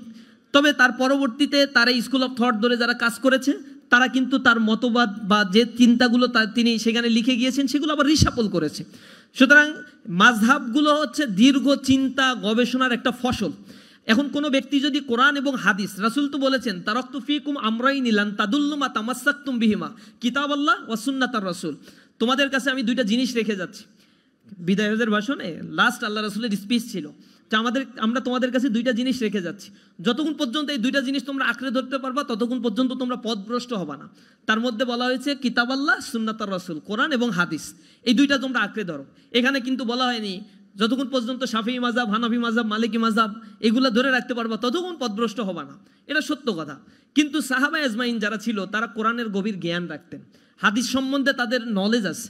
আমাদের জীবনে হাদিস যা পড়ি, অনেকে এমন আছে যে বুখারী শরীফে যে হাদিস 3-4 হাজার হাদিস আছে তাকরার বাদ দিয়ে, এই 4 হাজার হাদিসও জীবনের শেষ প্রান্তে এসে বেলাভূমিতে এসে একবারও পড়ার সুযোগ হয় না। এরকমও তো আছে। অথচ হাদিস তো লক্ষ লক্ষ হাদিস। সিয়াসিত্তার মধ্যে যে হাদিস আছে, এর বাইরেও অন্য অন্য যে গ্রন্থ আছে, মুসনাদ গ্রন্থ, মুসনাদে আহমদ ইবনে হাম্বল, মুসনাদে আবু বকর ইবনে শাইবা থেকে শুরু করে বিশাল বিশাল হাদিসের গ্রন্থগুলো রয়েছে, এগুলো তো আমরা পড়ি না। সহি হাদিসের গ্রন্থই শেষ করতে পারি না। এরপরে যেগুলো আছে কিছুটা দঈফ হাদিস রয়েছে, হাসান হাদিস রয়েছে, বা অন্য অন্য হাদিস, আরও তো অনেক হাদিসের পার্টিকেল রয়েছে, সেগুলো যদি আমরা না পড়তে পারি, আর আমি বলি আমি কোরআন মানি, আমি আহলুল কোরআন, আমি হাদিস মানি না, আমি হচ্ছে কোরআন হাদিসে যা পাই তাই পড়ি, এর বাইরে আর কিছু মানি না, এগুলো ইসলামিক স্কলাররা বা পণ্ডিতরা বলতে পারে। যদি আমরা এই তাকলিদি ক্ষমতার অধিকারী হই, ইজতেহাদি ক্ষমতা আমার থাকে, তাহলে মাযহাব মানার দরকার নেই। ইসলামী ছাত্র শিবিরে যদি কেউ আহলে হাদিস আসে আমরা অ্যাপ্রিসিয়েট করি, হাম্বলি মাযহাব মেনে আসলে অ্যাপ্রিসিয়েট করি, আমাদের এখানে কোনো বাধা নাই। আমরা হচ্ছে স্টুডেন্ট অর্গানাইজেশন, যে কোনো থট নিয়েই এখানে এসে কন্টিনিউ করতে পারে, এতে আমাদের কোনো আপত্তি নেই। ইসলামে তো গণতন্ত্র হালাল না, তাহলে গণতন্ত্রের মধ্যে থেকে ইসলামী দল করা কতটুকু হালাল? গণতন্ত্র যে হালাল না, এটা হারাম, এটার জন্য কোরআনের তো আয়াত থাকতে হবে। হারাম তো আপনি আমি নিজের মতো করে সাব্যস্ত করতে পারবো না। আবার কোরআন হাদিসের মধ্যে নাই, ইজমা এবং কিয়াসের দ্বারস্থ আপনার তো হতে হবে, ইজমাউস সাহাবা অথবা কিয়াসুল উম্মাহ। এখন উম্মায়ের কিয়াসও নাই, ইজমাউস সাহাবাও নাই, আপনি এটাকে বাদ দিলেন কিভাবে? ডেমোক্রেটির যে ওয়েস্টার্ন ডেমোক্রেটিক সিস্টেম, ওয়েস্টার্ন পশ্চিমা ডেমোক্রেসির কথা বলছি। ডেমোক্রেসি তো ফাংশনাল না, পশ্চিমা ডেমোক্রেসি নিজেদের মতো করে করে। গাজায় তাদের ডেমোক্রেসি এক ধরনের, পাকিস্তানের জন্য এক ধরনের, বসনিয়া চেসনিয়ার জন্য এক ধরনের ডেমোক্রেসি তারা মানে, আফগানিস্তানের জন্য এক ধরনের ডেমোক্রেসি, নিজের দেশের জন্য এক ধরনের ডেমোক্রেসি, বাংলাদেশের জন্য এক ধরনের democracy. Democracy is not ideology, it's not ideology, it the process. আমরা শুধুমাত্র এটাকে প্রসেস মনে করি। এর ভিতরে আকীদাগত একটা বিষয় সংযোগ করা হয়েছে যেটাকে আমরা ডিনাই করি, রিজেক্ট করে দিই, এবং এটা প্রকাশ্যেই আমরা বলে থাকি। এই জিনিসটা আপনাকে বুঝতে হবে। ওয়েস্টার্ন ডেমোক্রেটিক ফিলসফি, এটা যেটা বলা হয়েছিল of the people, by the people, for the people, it's absolutely right. জনগণের দ্বারা জনগণের শাসিত, জনগণের সরকার হবে। ইসলামও তাই বলে, কল্যাণ রাষ্ট্রের কনসেপ্টটাও হচ্ছে একই রকম। তাহলে এই ডেমোক্রেটির ফিলসফিটা কোথা থেকে আসছে? সেকেন্ড ওয়ার্ল্ড ওয়ারের পরে সারা পৃথিবীব্যাপী এক্সপ্যান্ড হয়েছে, কোল্ড ওয়ারের পরে। এটা কখন লার্জ হয়েছে? যখন 1945 সালে সেকেন্ড ওয়ার্ল্ড ওয়ার শেষ হয়ে গেল, পৃথিবী ইউনিপোলারাইজেশন হলো। ইউনিপোলারাইজেশনের মধ্য দিয়ে ব্রিটেন উডস সম্মেলন ডেকে সেখানে IMF তৈরি করলো, IDA তৈরি করলো, ওয়ার্ল্ড ব্যাংক তৈরি করলো। সেখানে এই যে ওয়াশিংটন ডিসিতে একটা বড় পাওয়ারকে কুক্ষিগত করে সারা পৃথিবীকে তারা তাদের অধীনস্থ করার জন্য চেষ্টা করলো, ডলার ছাপলো এবং ডলারের অধীনে ইকোনমিকে কুক্ষিগত করে ফেললো। ওয়ার্ল্ড ব্যাংকে তখন সোনার এগেইনস্টে ডলার ছাপার সিস্টেম বন্ধ করে দিল। সেখানে তারা কিছু ডিজিট আর কিছু মানিটারি পলিসি তারা গ্রহণ করলো। এই মানিটারি পলিসির আন্ডারে সারা পৃথিবীর ইকোনমিককে তারা নিজেদের অধীনে নিয়ে আসলো। সেকেন্ড ওয়ার্ল্ড ওয়ারে আমেরিকার একটা কন্ডিশন ছিল, পৃথিবীতে যত কলোনি আছে কলোনিগুলোকে ডিসেন্ট্রালাইজ করে দিতে হবে। কিন্তু আনফর্চুনেটলি এর মধ্যে ছিল শুভঙ্করের ফাঁকি। কলোনিকে ডিসেন্ট্রালাইজ করে দেওয়া মানেই হচ্ছে আমার দেশের, অর্থাৎ বাংলাদেশ, পাকিস্তান, শ্রীলঙ্কা, মালয়েশিয়া, মালদ্বীপ বা এই সব দেশগুলো, অথবা ইউরোপের যে দেশগুলো ডিসেন্ট্রালাইজ হয়ে যাবে, অথবা আফ্রিকার যে দেশগুলো Morocco, Senegal, Mauritania, Ethiopia, Eritrea বা এই দেশগুলো যখন ডিসেন্ট্রালাইজ হয়ে যাবে, then it's money, lord of money. তো মানি আসবে কোথা থেকে? ইউরোপ তো দ্বিতীয় বিশ্বযুদ্ধের পরে পঙ্গু হয়ে আস। তখন আমেরিকা বলছে যে no problem, we have World Bank, we have IMF, we can suggest you how can you utilize your money, how can you make a powerful community in your territory. এখন সে এই সুন্দর স্লোগান দিয়ে dollar ছাপলো আর তাদেরকে dollar support দেওয়া শুরু করলো। পৃথিবীতে তখন ইউনিপোলারাইজেশন হয়ে গেল। এখন তারা ঘোষণা দিয়ে দিল যে পৃথিবীতে রাজত্ব করতে হবে, তাহলে আমার রাজত্বের সবচেয়ে বড় হাতিয়ার হচ্ছে অস্ত্র ছাপাই, অস্ত্র তৈরি করতে হবে, সারা পৃথিবীতে অস্ত্র বিক্রি করতে হবে। গ্যাঞ্জাম না বাদাইলে তো আর অস্ত্র বিক্রি করা যায় না। তখন কাব বিন আশরাফের উত্তরসূরি হিসেবে কার্যক্রম শুরু করে দিল তারা। বাদাও যুদ্ধ তখন 20 শতাব্দীতে মেসাকার করেছে সারা পৃথিবীতে। ইসলামের ইতিহাসে দেখবেন রাসূল করিম সাল্লাল্লাহু আলাইহি সাল্লাম 82টা যুদ্ধে অংশগ্রহণ করেছিল। এই 82টা যুদ্ধের কিছু বলা হয় গাজওয়া, কিছু বলা হয় সারিয়া। গাজওয়াগুলো হচ্ছে রাসূল সরাসরি যে যুদ্ধে অংশগ্রহণ করেছেন, সারিয়া হচ্ছে যে যুদ্ধে রাসূল অংশগ্রহণ করেন নাই কিন্তু অভিযান প্রেরণ করেছেন। টু সাম এক্সটেন্ট 82টা যুদ্ধে আল্লাহ রাসূল অংশগ্রহণ করেছিলেন এবং কাফের এবং মুসলমান মিলে প্লাস মাইনাস করে সেখানে 1171 জন মানুষ মারা গিয়েছিল এবং শহীদ হয়েছিল। শহীদের সংখ্যা মুসলমানদের, কাফেররা মারা গিয়েছিল। এই দুইটা যোগ করে সর্বসা করলে ইতিহাসবিদরা 1300 পর্যন্ত পায়। অথচ 20 শতাব্দীতে যারা সভ্যতার কথা বলে, এই সিভিলাইজেশনের কথা বলে, 20 শতাব্দীতে অন্তত 14টা বড় বড় হলোকাস্ট ম্যাসাকার সংগঠিত করেছিল, যেখানে মানে ইথনিক ক্লিনজিং করেছিল, তারা গণহত্যা করেছিল সেইখানে। এই গণহত্যার উদাহরণ আপনারা জান, কম্বোডিয়ায় খেমার রোজের নেতৃত্বে কি হয়েছিল, রুয়ান্ডায় পলপটের নেতৃত্বে 30 লক্ষ মানুষকে বেয়নেট দিয়ে খুঁচিয়ে খুঁচিয়ে মারা হয়েছিল। মানুষ মারছে গুলি করে না, যে গুলি খরচ হয়ে গেলে শেষ হয়ে যাবে অস্ত্র, এ কারণে বেয়নেট দিয়ে খোঁচায় মারো, তাতে কোনো সমস্যা নাই। এটা হচ্ছে পলপটের নেতৃত্বে রুয়ান্ডায় গণহত্যার ঘটনা। ইন্দোনেশিয়ার বার্লিতে গণহত্যা ঘটনা হয়েছিল, হলোকাস্ট হয়েছিল, First World War, Second World War, Cold War. এর মধ্য দিয়ে সারা পৃথিবীতে হত্যা যজ্ঞ করে কোটি কোটি বনি আদমকে পৃথিবী থেকে তারা বিদায় করেছিল। এরপরে ম্যানমেড ডিজাস্টার তো আসেই। আবার 21 শতাব্দী, যেটাকে সভ্যতার যুগ বলা হয়, এই সভ্যতার যুগেও শুরু থেকে এই পর্যন্ত এত এত হত্যাযজ্ঞ তারা সংগঠিত করেছে। গাজায় আপনারা প্যালেস্টাইনের চোখের সামনে দেখতে পাচ্ছেন, ছোট্ট একটা স্টেপে 12 লক্ষ মানুষ বসবাস করে, প্রায় 1 লক্ষের কাছাকাছি মানুষকে তারা হত্যা করে ফেলছে। পৃথিবী নীরব। This is their modernisation, civilisation. এই সিভিলাইজেশনকে আমরা ঘৃণা করি, ঘৃণা বরে প্রত্যাখ্যান করি। তাদের চরিত্র হচ্ছে ডেমোক্রেসি, সেইখানেই তারা দিবে যেই ডেমোক্রেসিটা তাদের জন্য ফলপ্রসূ হয়। তারা পাকিস্তানের জন্য ডেমোক্রেসি ফাংশন করতে দিবে না, কারণ পাকিস্তানে ডেমোক্রেসি হলে নিউক্লিয়ার ওয়েপন্স রয়েছে, পৃথিবীর মধ্যে সে অনেক পাওয়ারফুল হয়ে যাবে। এ কারণে ডেমোক্রেসি তাদের কাছে হচ্ছে সিলেক্টিভ। এই জন্য আমরা ডেমোক্রেসিকে ওয়েস্টার্ন ডেমোক্রেসি বলছি। ওয়েস্টার্ন ডেমোক্রেসি লুফলস আছে।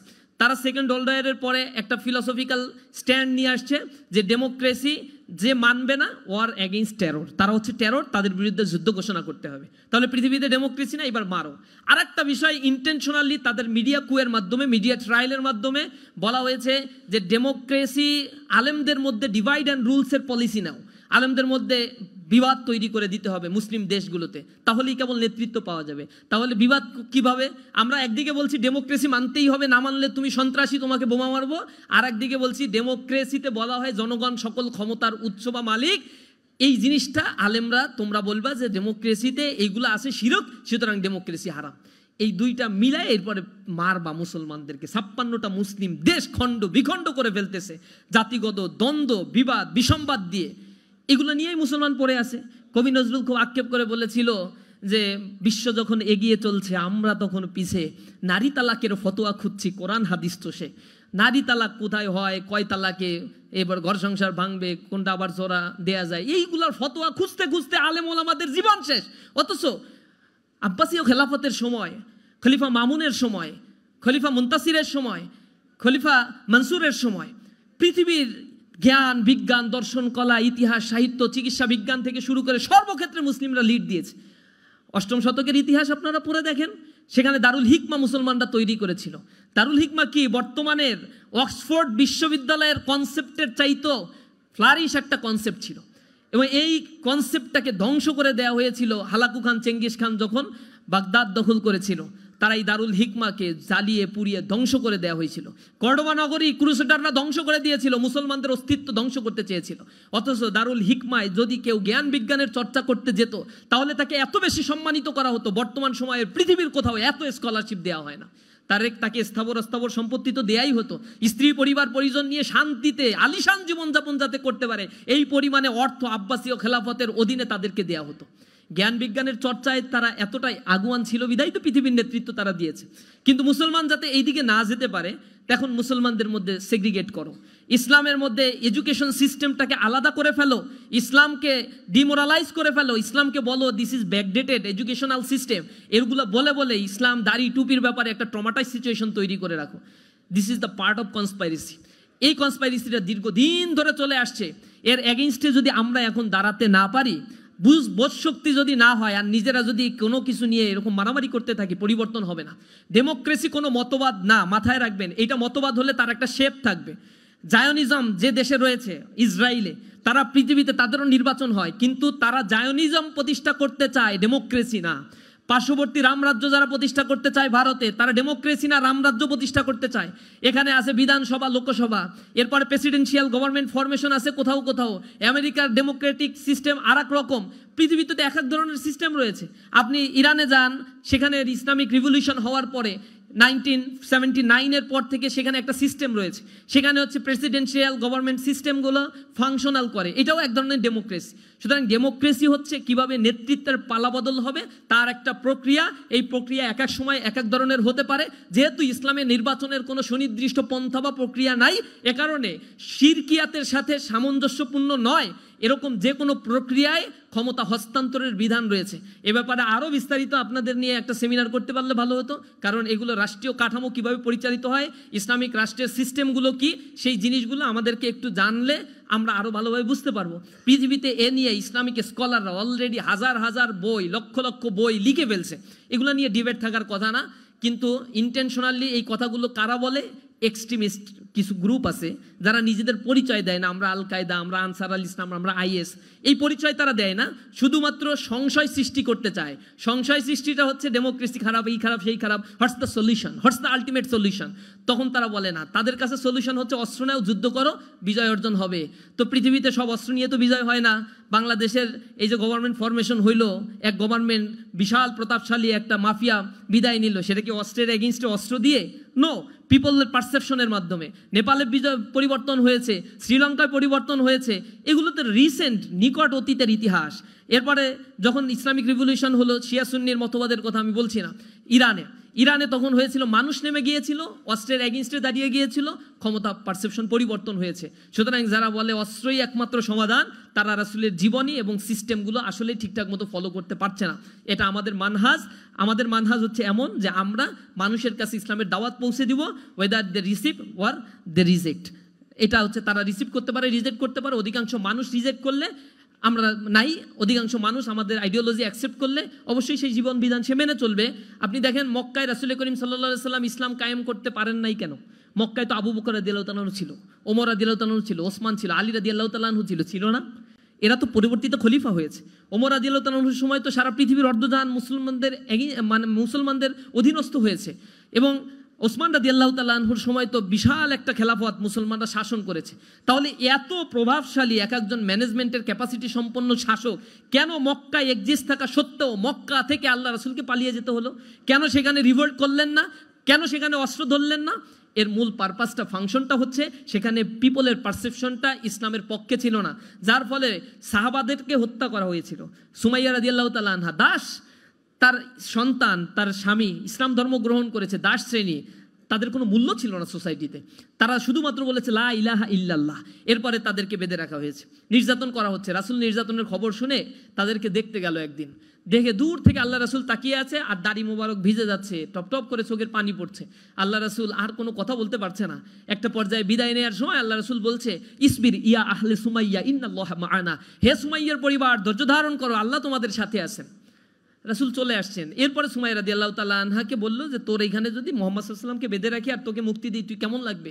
সুমাইয়া রাদিয়াল্লাহু তাআলা আনহা শরীরের সকল শক্তি একত্রিত করে মুখ থেকে থুতুগুলো জড়ো করে ওই নরপিচাসের মুখে নিক্ষেপ করলো। সাথে সাথে বর্ষার আঘাতে সুমাইয়া রাদিয়াল্লাহু তাআলা আনহাকে শহীদ করা হলো, ইসলামের প্রথম শহীদ। তার এগেইনস্টে কোনো মিছিল মিটিং তো আল্লাহ রাসূল করেন নাই, কারণ তার সক্ষমতা তখন ছিল না, এবং পাবলিকের পারসেপশনও মক্কায় সেভাবে তৈরি হয়নি। সুতরাং কাফেরদের বিরুদ্ধে জিহাদের ডাক, অস্ত্র নিয়ে নেমে পড়া, এগুলোর কোনো অনুমোদনই ছিল না। রাসূলের সিস্টেমটা ছিল হচ্ছে ক্রোনোলজিক্যালি প্রপোর্শনেট রেটে আল্লাহ রাসূল এগিয়েছেন। মদিনায় গিয়ে 6ষ্ঠ হিজরির পরে এরপরে রাসূল করিম সাল্লাল্লাহু আলাইহি সাল্লাম পারমিশন পেয়েছেন যুদ্ধ করার জন্য। যখন মদিনা রাষ্ট্র তৈরি হয়েছে, রাষ্ট্রের বিরুদ্ধে যুদ্ধ করবে, রাষ্ট্রের এগেইনস্টে গিয়ে পলিসি মেকিং করবে, কিন্তু আমি কার বিরুদ্ধে যুদ্ধ করব? যারা এই ডেমোক্রেসির কথা বলে তারা কোনো সলিউশন দেয় না। আলটিমেট তাদের কথাটা হচ্ছে অস্ত্র নিয়ে নামতে হবে। আমরা এই মানহাজে বিশ্বাস করি না। আমরা মনে করি দাওয়াতের মাধ্যমেই মানুষের কাছে গিয়ে ইসলামের কথাগুলো বলতে হবে, এবং তারা অ্যাকসেপ্ট করলে একটা পরিবর্তন হবে ইনশাআল্লাহ। একজন প্রশ্ন করছেন, অন্যান্য ছাত্র সংগঠনের সাথে ছাত্র শিবিরের সম্পর্ক কেমন? খুবই ভালো সম্পর্ক, সবাইকে আমরা দাওয়াত দেই সব প্রোগ্রামে। অনেকে আসে, অনেকে আসতে পারেন না পলিটিক্যাল কারণে, সবাইকে দাওয়াত দেওয়া হয়। ছাত্র শিবির সবাই তাদের হেদায়েত নিয়ে এত চিন্তিত কেন? সবাই তাদের হেদায়েত নিয়ে চিন্তিত কেন? এমন কি হতে পারে না যে শিবির হেদায়েতের পথে নেই? আপনার কি মনে কখনো প্রশ্ন এসেছে? আল্লাহ না, এটা তো আমি তো কেউ বলতে পারি না যে আমি জান্নাতে যাব। ইভেন ইসলামী ছাত্র শিবিরের সাথী সদস্য যে হয় তাদেরকেও এই গ্যারান্টি দেওয়া হয় না। আমরা বলি, কোরআন শরীফের ওই আয়াতটা পড়াই, আল্লাযী খলাকাল মাউতা ওয়াল হায়াতা লিয়াবলুয়াকুম আইয়ুকুম আহসানু আমালা। তিনি হচ্ছেন সেই সত্তা যিনি জীবন এবং মৃত্যু আর এর সন্ধিক্ষণের এই সময়টি সৃষ্টি করেছেন। এটা এ কারণেই করেছেন, আইয়ুকুম আহসানু আমালা, যেন তিনি জেনে নিতে পারেন তোমাদের মধ্যে আমলের দিক থেকে কে উত্তম। একদিন রাসূল করিম সাল্লাল্লাহু আলাইহি সাল্লাম ঘরের ভিতরে তড়িঘড়ি করে ঢুকে পড়লেন, ঢুকে তার কন্যাকে খুঁজছেন, ইয়া ফাতিমা, ইয়া ফাতিমা। ফাতিমা রাদিয়াল্লাহু তাআলা আনহা খুব হয়ে গেল, কি হয়েছে বাবা, কি হয়েছে? আল্লাহ রাসূল তাকে বসাইলো, বসো বসো। এরপরে আল্লাহ রাসূল বলছেন, ইয়া ফাতিমা বিনতে মুহাম্মদ ইনকিজি নাফসাকি মিনান নার ফা ইন্নী লা আমলিকু লাকা যাররা ওয়ালা নাফা, ইয়া ফাতিমা বিনতে মুহাম্মদ। বলছে, মুহাম্মাদের কন্যা ফাতিমা, তুমি শোনো, নিজের আমলকে ঠিক করার চেষ্টা করো। আমি মুহাম্মদ সাল্লাল্লাহু আলাইহি সাল্লামের কন্যা হিসেবে কিয়ামতের ময়দানে তোমার যে আমি মাপ পাওয়াই দিব, তোমাকে নিয়ে আমি জান্নাতে চলে যাব, এরকম কোনো চিন্তা করার দরকার নাই। আমি তোমার বিন্দুমাত্র কোনো ক্ষতিও করতে পারবো না, কোনো উপকারও করতে পারবো না। এই কথা বলছেন কে? স্বয়ং আল্লাহর রাসূল বলছেন এই কথা। কাকে বলছেন? তার কলিজার টুকরা সন্তান ফাতিমা রাদিয়াল্লাহু তাআলা আনহাকে। আর আমি কোন সলিমুদ্দি কসিমুদ্দি যে ছাত্র শিবিরই একমাত্র নির্ভেজাল সংগঠন, জান্নাতি সংগঠন, জান্নাতে যাবে, এটা তো বলার কোনো সুযোগই নাই। তবে we are trying hour level best. আমরা আমাদের সর্বোচ্চটুকু দিয়ে একটা ভালো মানুষ হওয়ার জন্য চেষ্টা করি। এবং আপনাদেরকে যতটুকু আমরা বলি, আমাদের বৈঠকে আমরা আরও কঠিন কঠিন কথা বলি। সদস্যদেরকে বলি, যদি ঠিকঠাক মতো চলতে না পারেন, এই সদস্য হওয়ার কারণেই কিন্তু জাহান্নামের প্রথম কাতারে আপনারাই থাকবেন। কারণ জানেন কিন্তু মানেন না। আর যে জানে আর মানে না তার শাস্তিটা আল্লাহ রাব্বুল আলামিনের কাছে সবচেয়ে ভয়ঙ্কর হবে। সুতরাং তোমরা জানো এবং মানার চেষ্টা করো। এই ব্যাপারে আমরা বারংবার মানুষদেরকে বলার চেষ্টা করি, আমার জনশক্তিদেরকে আমরা বোঝানোর চেষ্টা করি। একজন প্রশ্ন করছেন, মেডিকেল লাইফ এ এত আপস অ্যান্ড ডাউনস, ডিপ্রেশন এসব থেকে নিজেকে কিভাবে দূরে রাখবো? কেতাবের কাছে আসেন, কেতাবের কাছে আসেন, যে কেতাব আপনাকে আত্মিক প্রশান্তি দান করবেন ইনশাআল্লাহ। আর কিছু কিছু ক্ষুদ্র ক্ষুদ্র আমল করেন। আপনারা একটা শের পড়ছেন না, হাল্লাকা সিররুন ইনদাল্লাহ বাইনাকা আনতা ওয়া বাইনাল্লাহ, হাল্লাকা সাদাকাতুন তাকফা লা ইয়ালামুহা ইল্লাল্লাহ, কিসাসুল্লাহ তুকশাফু ইল্লা বিকিতাবিকা হিনা তারাল্লাহ, মা আহারাকা ফি হাযা আন ইয়াকবুরা কদরুকা ইনদাল্লাহ। তোমার কাছে কি এমন কোনো আমল আছে যেই আমলটা পৃথিবীর কেউ জানে না, আল্লাহ আর তোমার মধ্যেই সীমাবদ্ধ? এমন কোনো দান সৎকা কি তুমি কখনো করেছো যেই দান সৎকার ব্যাপারে পৃথিবীর কেউ জানে না, শুধু তুমি আর তোমার রবই জানো? যদি এরকমটা হয়ে থাকে, এমন কোনো গোপন আমল যদি তুমি করে থাকো, তাহলে এই আমলটা তুমি সংরক্ষণ করে রাখো। কিয়ামতের ময়দানে আল্লাহ রাব্বুল আলামিন সেদিন তোমাকে সম্মানিত করবেন, ইয়াকবুরা কদরুকা ইনদাল্লাহ, আল্লাহর কাছে তোমার কদর অনেক বেশি বেড়ে যাবে। গোপনে গোপনে ভালো কাজ করার জন্য চেষ্টা করেন, মানুষের জন্য সার্ভিস দেওয়ার জন্য চেষ্টা করেন, এবং মানুষের জন্য রাসূল করিম সাল্লাল্লাহু আলাইহি ওয়াসাল্লাম বলেছেন সেবার বিনিময়ে নেতৃত্ব। যদি তুমি সার্ভিস দিতে পারো কোনো কিছু চাওয়ার বিনিময় ছাড়া, তাহলে তুমি পাবে। এবং কোরআনে বলা হয়েছে, ওয়ালা তামনুন তাস্তাকসির ওয়ালি রব্বিকা ফাসবির, তুমি কোনো কিছু বেশি পাওয়ার আশায় কোনো কিছু করবা না, আর তোমার রবের জন্য তুমি সবসময় ধৈর্য ধারণ করো। যদি এটা করো তাহলে আত্মিক প্রশান্তি পাবা। আর এটা মনে রাখো, সূরা মুজাম্মিল শেষ আয়াতের শেষ অংশে আল্লাহ রাব্বুল আলামিন বলছেন যে ওমা তুকদ্দিমু লিআনফুসিকুম মিন খাইরিন তাজিদুহু ইনদাল্লাহি হুয়া খায়রু ওয়া আযমু আজরা। তোমরা যত ভালো কাজ করো, তোমরা মনে করো এগুলা খুচরা খাসরি কাজ করে ফেলছি, এগুলা মনে হয় আমাদেরকে কোনো ভ্যালু অ্যাড করছে না। আল্লাহ বলছেন যে না, এগুলো আমি সব সংরক্ষণ করে রেখে দিই, এবং কিয়ামতের ময়দানে এর ডাবল ডাবল প্রতিদান তোমাদেরকে দেয়া হবে। এ কারণে যদি ডিপ্রেশন থেকে বাঁচতে চান, সেলফ সেন্ট্রিজম বাদ দেন, নিজে মানুষের জন্য কিছু করেন, দুনিয়াতে কখনো সার্ভাইভ করতে পারবেন না। এই পৃথিবী আপনাকে কখনোই গ্রহণ করে রাখবে না। একজন মৃত মানুষ আর একজন জীবিত মানুষের মধ্যে তফাৎ হচ্ছে ওর সময় শেষ, আপনার সময় এটা আসতে হাতে আসে। এবং আল্লাহ আপনাকে সৃষ্টি করেছে, আল্লাহ যে খলাক, তিনি আপনাকে সৃষ্টি করেছেন। এরপরে হচ্ছে আপনার কদর, ভাগ্যটাও আল্লাহ রাব্বুল আলামিন লিপিবদ্ধ করেছেন। খলাকাহু ফাকদ্দারাহু তাকদীরা, এক ন্যানো সেকেন্ড আল্লাহ দেরি করেন নাই, সাথে সাথে কতদিন বাঁচবেন, কতদিন কখন মারা যাবেন, কোথায় মারা যাবেন, সব কিছু ইন ডিটেইলস আপনার রিটেন করে দেওয়া হয়েছে। সুতরাং দুনিয়ার জীবন হচ্ছে খুবই ক্ষণস্থায়ী। বাল তুসিরুনাল হায়াতাদ দুনিয়া, আল্লাহ বলছেন দুনিয়ার জিন্দেগি হচ্ছে খুবই সামান্য। ওয়াল আখিরাতু খায়রু ওয়া আবকা, আখিরাতের জিন্দেগি হচ্ছে সর্বোত্তম এবং চিরস্থায়ী। কিন্তু মানুষ তো এই দুনিয়া পাওয়ার জন্য বেশি বেশি লাফালাফি করে। আল্লাহ রাব্বুল আলামিন বলছেন তোমরাই বরং দুনিয়া পাওয়ার জন্য সবচেয়ে বেশি চেষ্টা করো। আল্লাহর কাছে এই দুনিয়ার মূল্য যদি একটা মশার ডানার পরিমাণ হতো, তাহলে পৃথিবী থেকে কোনো নাফরমানকে আল্লাহ রাব্বুল আলামিন 1 ইঞ্চি পানিও পান করতে দিতেন না। কিন্তু আমাদের কাছে দুনিয়ার মর্যাদাটা কি? কারণ আমরা পৃথিবীতে আসছি আর মনে করি ইট, ড্রিঙ্ক অ্যান্ড রিম্যারি। এই দুনিয়াতে আসছি শুধুমাত্র খাই দাই ফুর্তি করার জন্য। পৃথিবীতে কয়দিন বাঁচবো এটা তো আমরা জানি না। এই জন্য পৃথিবী আমাদেরকে আসলে কি দিল না দিল, ইচ্ছা মতো খাও দাও ফুর্তি করো, এই চিন্তা নিয়ে আমরা বসবাস করি। কিন্তু আস্তিক মানুষ যারা, তারা আখিরাতের কথায় বিশ্বাস করে। প্রিয় বন্ধুরা, আপনারা বিশ্বাস করেন, কোরআন শরীফ যখন আপনি পড়বেন, দিস ইজ দ্য গাইডেন্স বুক, এবং এই গাইডেন্স বুকটা আল্লাহ রাব্বুল আলামিন বলে নাই যে এটা শিবিরের জন্য নাজিল করা হয়েছে, এটা মানুষের জন্য নাজিল করা হয়েছে, এরকম বলা হয়নি। আল্লাহ বলছেন হুদাল্লিন নাস ওয়া বাইয়িনাতিম মিনাল হুদা ওয়াল ফুরকান, এটা হচ্ছে হুদাল্লিন নাস, মানুষের জন্য, এটা হেদায়েতের গ্রন্থ মানুষের জন্য। হিন্দু, বৌদ্ধ, খ্রিস্টান, হোয়াট এভার ইউ হ্যাভ, সাদা কালো লম্বা খাটো সব কিছু মানুষের জন্য এই কোরআনকে নাজিল করা হয়েছে। এবং বলা হয়েছে এটা হচ্ছে বাইয়িনাতুম মিনাল হুদা, এখানে তোমার রাস্তা বর্ণনা করা হয়েছে। হুদা মানে হচ্ছে রাস্তা, কোন রাস্তায় তুমি চলবা এটা আল্লাহ রাব্বুল আলামিন বর্ণনা করে দিয়েছেন। সুতরাং তুমি যদি এই গাইডেন্সটা না পড়ে তুমি যেতে চাও ঢাকা থেকে রাজশাহী, আর গাইডেন্স না পড়ে ফলো না করে তুমি উঠে গেলা মানে চাঁদপুরের একটা গাড়িতে, এরপরে তুমি ওজিফা তেলাওয়াত করতে থাকলা, আল্লাহ আমার রাজশাহী পৌঁছায় দাও, রাজশাহী পৌঁছায় দাও, আল্লাহ দায় থাকে নাই তোমার এরকম হেয়ালিপনার কারণে তোমাকে ওইখান থেকে ফেরেশতা নাজিল করে রাজশাহী পাঠিয়ে দিবে। সাহাবা আজমাইনদের মধ্যে রাসূলকে প্রশ্ন করছে যে আল্লাহ রাসূল, আমরা কি একটা উট বাইদা তারপর আল্লাহর কাছে দোয়া করব, নাকি উট ছেড়ে দিয়ে দোয়া করব? আল্লাহ রাসূল বলছে উট আগে বাঁধতে হবে, এরপরে দোয়া করবো। বাঁধবা না আর আল্লাহর কাছে বলবো আল্লাহ হেফাজত করো। আল্লাহ ইলজিক্যাল কোনো কাজ করে দেন না। আল্লাহ রাব্বুল আলামিন রেশনাল এবং লজিক্যাল কাজ করেন। সুতরাং এই রেশনাল এবং লজিক্যাল জায়গাগুলোতে আমাদেরকে আরও বেশি লজিক্যাল হওয়া উচিত। কোরআন হচ্ছে আপনাদের জন্য একটা গাইডেন্স বুক, কিন্তু জীবনের শেষ মুহূর্তে এসে অনেক মানুষ আছে কোরআনের একটা আয়াতও ঠিক মতো পড়তে পারে না। এই গাইডেন্স বুকের মধ্যে ইন ডিটেলস আপনার সব কিছু বলা হয়েছে। সূরা জারিয়া 15 নম্বর আয়াতের মধ্যে আল্লাহ রাব্বুল আলামিন বলছেন 18 নম্বর আয়াতে যে তোমাদের কাছে এমন একটি কিতাব আমি নাজিল করেছি যেখানে তোমাদের কথাই আছে। তোমাদের কথাই আছে এর মানে হচ্ছে আপনি আমি সবার কথাই কোরআন শরীফের মধ্যে আছে। তাহলে এখন খুঁজতে হবে আমার লাইফস্টাইল যেমন, আমার অবস্থান কোথায়। কোরআন শরীফে তো এটা স্পষ্টভাবে বলে দেওয়া হয়েছে, আমার ভাগ্যের কথা বলে দেওয়া হয়েছে।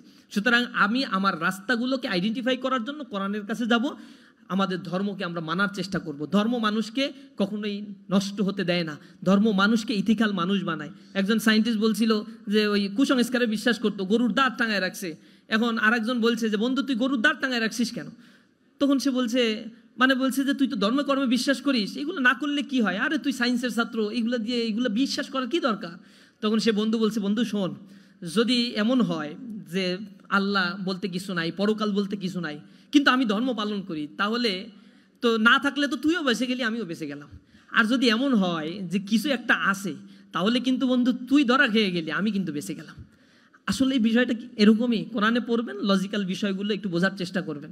আমি সর্বোপরি আপনাদের কাছে এতটুকু নিবেদন করব, সূরা মুমিনুন আপনারা 12, 13, 14 নম্বর আয়াত পড়বেন, সূরা আলাক পড়বেন। এরপরে আল্লাহ রাব্বুল আলামিন এইগুলো সূরা মুলকের মধ্যে আপনাদের মেডিকেল সায়েন্সের অনেক কথাগুলো আল্লাহ রাব্বুল আলামিন বর্ণনা করেছে। আল্লাহ মানুষের জীবনচক্র নিয়ে, অ্যানাটমি পড়েন না আপনারা? এরপরে আবার ফার্স্ট ইয়ারে কি বলে মাইক্রোবায়োলজি, এগুলো তো পড়া হয়। মানুষের জীবনের গঠন সম্বন্ধে অনেক বিষয়গুলো আপনাদেরকে জানানো হয়। কোরআন শরীফের ভিতরে আল্লাহ 1500 বছর আগে যখন এই আয়াত নাজিল করেছিল, তখন সায়েন্সের এত উৎকর্ষতা সাধন হয় নাই, এত থিওরি কোনো কিছুই আবিষ্কার হয় নাই। কিন্তু আল্লাহ রাব্বুল আলামিন কোরআন শরীফের ভিতরে সূরা মুমিনুনের 12, 13, 14 নম্বর আয়াতের ভিতরে জীবনচক্র বর্ণনা করেছেন। ওয়ালাকাদ খালাকনাল ইনসানা মিন সুলালাতিন মিন তিন সুম্মা জাআলনাহু নুতফাতান ফি করারিম মাকিন। আল্লাহ বলছেন যে আমি মানুষকে একটা শুক্র রক্তবিন্দু সংরক্ষিত জায়গায় প্রতিস্থাপন করে দিয়েছি। এরপরে এটাকে একটা শক্ত মাংসপিণ্ডে পরিণত করেছি, মাংসপিণ্ডটাকে হাড়ে পরিণত করেছি। ফাকিসাউনাল ইজামা লাহমা, এই হাড়টাকে আবার মাংস দিয়ে ঢেকে দিয়েছি। এরপরে তাকে আমি আকৃতি দিয়েছি। সুম্মা আনশানাহু খালকান আখর ফাতাবারাকাল্লাহু আহসানুল খালিকিন। এত চমৎকারভাবে আমি সুষমা মণ্ডিত করে যে দেহকে পরিগঠন করে দিলাম, তুমি এইটার দিকে একটু তাকাও, তাহলেই তুমি বুঝতে পারবা। তুমি একটা শস্য দানার দিকে তাকাও। মারুফ আর রুসাফি আল্লাহ নামক একটা কবিতা লিখে তিনি বলেছিলেন, উনজুর লিতিলকা শাজারতি জাতাল গুসুনিন নাজরাত। তুমি একটা বৃক্ষের দিকে তাকাও, কিভাবে এটা একটা শস্য থেকে পরিপুষ্ট একটা বৃক্ষে পরিণত হলো। কাইফা নামাত মিন হাব্বাত ও কাইফা সরাত শাজারাত, কিভাবে সে তার ডালপালাকে বিস্তৃত করলো, কিভাবে একটা কাণ্ডে পরিণত হয়ে গেল। তুমি এইটাকে এদিকে একটু তাকাও। এরপরে তিনি বলছেন এটা আল্লাহ ছাড়া তো আর কেউ কিছু করে না। তুমি একটা বীজ বপন করে তো তুমি হাওয়া, তোমার কোনো খোঁজ নাই, কিন্তু এটাতে পত্র পল্লবে সুশোভিত করে দেন যে রব, তিনি হচ্ছেন জালিকুমুল্লাহু রব্বুকুম লা ইলাহা ইল্লা হুয়া ফা'বুদু। এই হচ্ছে তোমার রব, তিনি ছাড়া আর কোনো মালিক নাই, তার ইবাদত তুমি করো। আমরা আশা করি যদি আপনারা আপনাদের রবকে চিনতে পারেন, মেডিকেল লাইফে আসছেন, চোখের সামনে আল্লাহর অনবদ্য সৃষ্টি নিয়ে আপনারা কাজ করবেন। এবং মেডিকেল সায়েন্সের স্টুডেন্টদেরকে আমরা দেখেছি আল্লাহ রাব্বুল আলামিনের প্রতি তাদের আস্থা বিশ্বাস অনেক বেশি জন্মে। সুতরাং টাকা তৈরির মেশিন না হয়ে সমাজে সার্ভিস দেওয়ার জন্য একটা মানসিকতা তৈরি করেন। এই সোসাইটির প্রতি আপনার লায়াবিলিটি রয়েছে, দায়বদ্ধতা রয়েছে। মানুষ আপনাদের ট্যাক্সের টাকা দেয়, সেই ট্যাক্সের টাকা দিয়ে আপনাদের দেয় না, সরকারকে দেয়। সরকার এগুলো ডিসেন্ট্রালাইজ করে এই কলেজগুলো পরিচালনা করে। বা আপনাদের ওয়ার্কিং মানে আপনারা কাজ করবেন, চাকরি করবেন, সেখানে আপনাদের বেতন হবে। সুতরাং প্রতিটা মানুষের প্রতি দায়বদ্ধতা থেকে আমরা আমাদের জীবনকে যেন গড়ে তুলতে পারি। আপনাদের একটি চমৎকার জীবনের এই যাত্রাপথে ইসলামী ছাত্র শিবির আপনাদের জন্য প্রাণ ঢালা দোয়া করে, অভিনন্দন জানায়। আমরা সবাই মিলে একটি সমৃদ্ধের বাংলাদেশ গড়ে তুলব। এই দেশটাকে পৃথিবীর সামনে মাথা উঁচু করে দাঁড়াতে গেলে এ দেশের যুব শ্রেণীকে, যুব শক্তিকে গড়ে উঠতে হবে, সুসংগঠিত হতে হবে। এবং আমরা পারবো ইনশাল্লাহ। আমরা এই বাংলাদেশের চিত্র পরিবর্তন করে সারা পৃথিবীর দরবারে এটাকে উচ্চ মর্যাদা সম্পন্ন মানবিক একটি দেশ হিসেবে গড়ে তোলার আহ্বান জানিয়ে আমার কথা শেষ করছি। হাযা মা ইনদি ওয়া ইলমু ইনদাল্লাহ আলাইহি তাওয়াক্কালতু ওয়া ইলাইহি উনীব। আসসালামু আলাইকুম ওয়া রাহমাতুল্লাহ।